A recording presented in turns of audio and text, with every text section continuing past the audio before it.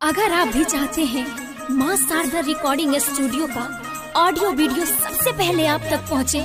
तो हमारे चैनल को सब्सक्राइब करें और साथ ही बेल आइकन के घंटी को दबाना